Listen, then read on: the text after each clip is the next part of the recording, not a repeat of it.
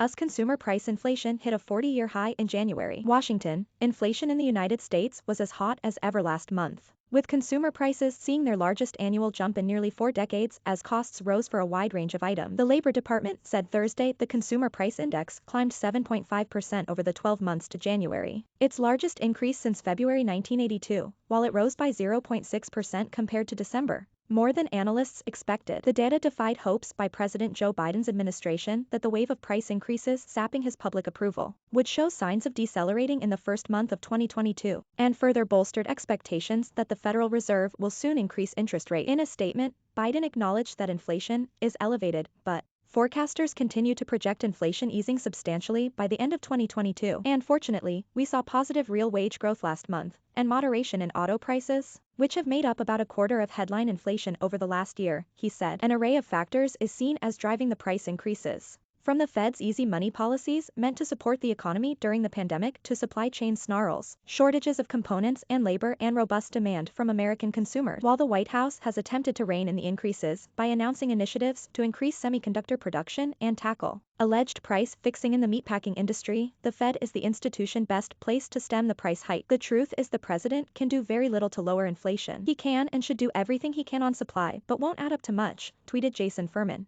a former chair of the White House Council of Economic Advisors during Barack Obama's presidency, whom Biden served as vice president. The Fed needs to hike in March, he added. The yearly increase was an acceleration from the 7% gain seen in December, while the month-on-month change was the same as in that month, with the data showing prices rising for a wide range of goods. Groceries and other items in the food-at-home category were up 1%, much higher than the 0.4% increase in December. For the 12-month period, they were up 7.4%. Energy prices rose 0.9% on a monthly basis, and climbed 27% for the year, though the data did show a monthly decline in gasoline prices. Used cars, which have seen major price gains as the economy recovered and a semiconductor shortage constrained supplies of new cars, saw prices rise 1.5% last month, less than their increase in December. Apparel climbed 1.1% while shelter, the category including rents, rose 0.3%. Both increases were the same as in December. If there was good news to be found in the report, according to Shepherdson of Pantheon Macroeconomics, it was in new car prices, which climbed throughout 2021 as manufacturers slashed production due to shortages of crucial semiconductors. While they were up 12.2% compared to January 2021, the increase compared to December was zero, according to the data. This is a significant development, Shepherdson said. Rising inventory, on the back of increasing chip supply, is both boosting sales and capping prices. We expect new vehicle prices to fall outright over the next few months. Used vehicle prices will fall, too, with some economists saying the central bank is behind the curve when it comes to controlling inflation.